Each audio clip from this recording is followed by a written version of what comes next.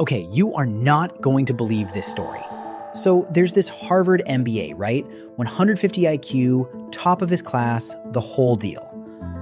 Guy just declared bankruptcy. Meanwhile, and this is the crazy part, there's this plumber. Average test scores, nothing special on paper, retired at 55 with $2 million. $2 million. I'm like, how does that even happen? Okay, so here's the thing nobody talks about, and it's kind of uncomfortable, but your intelligence, it might be absolutely destroying your bank account.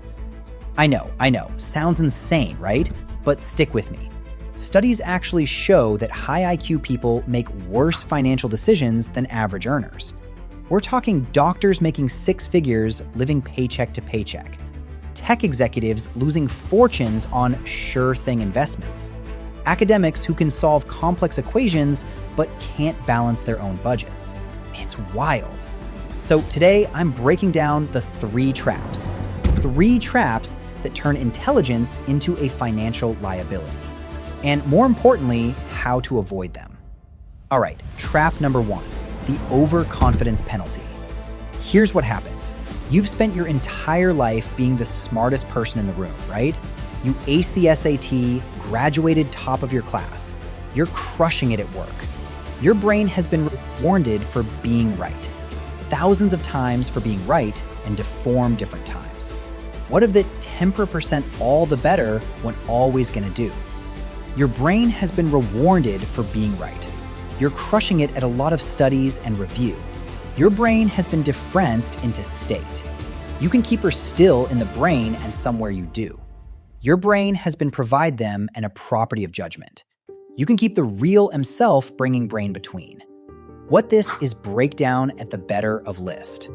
Okay, so trap number one, use the store is overweight. This is the overconfidence. Use their program recently intervention because you bring it interest today, you can do that all the property of a place and not review. Now, you can 24 just about this better. You fully believe in the overconfidence penalty. It's pretty much progress, but it's so first is that they said you can relieve the brain for getting the bet. So when it comes to money, you think, yeah, I'm smart enough to figure this out myself. Big mistake, huge mistake. Let me tell you about James, Stanford engineering grad, works at Google, pulls in $250,000 a year, smart guy. James spent 40 hours researching individual stocks because he was certain he could beat the market. Built financial models, read analyst reports, the whole 9 yards. And the result? He underperformed a simple, boring index fund by 4% annually. Do the math on that. 20 years, that smart approach cost him over $500,000. Gone, just poof. See, high IQ people fall into what researchers call illusory superiority in areas outside their expertise. A brilliant surgeon thinks their intelligence transfers to currency trading. A software architect believes they can outsmart hedge fund managers. But here's the kicker, and this blew my mind when I read it. University of Michigan did this study. Investors with higher IQs, they trade 50% more than average investors. 50%. And you'd think, well, they're smarter, so they must do better, right? Wrong. Dead wrong. They earn significantly lower returns. Why? Transaction costs, poorly timed trades, pure overconfidence. Meanwhile, average earners, they're like, I don't know what I'm doing. So they hire a fiduciary advisor, invest in boring index funds, and they actually build wealth.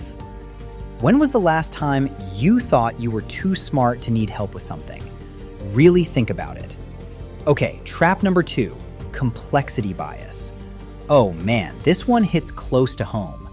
Intelligent people are drawn to complexity like moths to a flame. If the solution seems too simple, it can't possibly be right? Wrong. Think about this.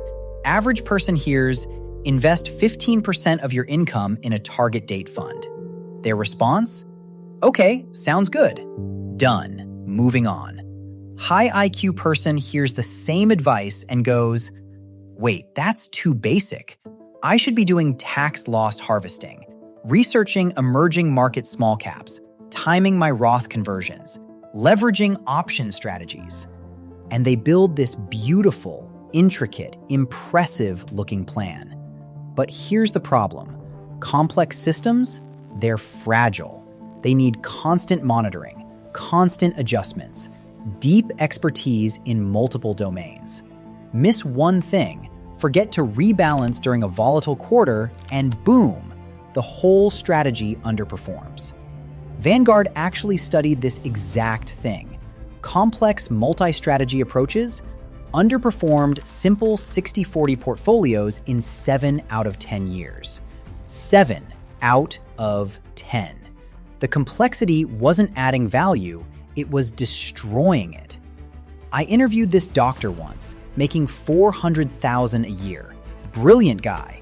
Know how many investment accounts he had? 37 accounts.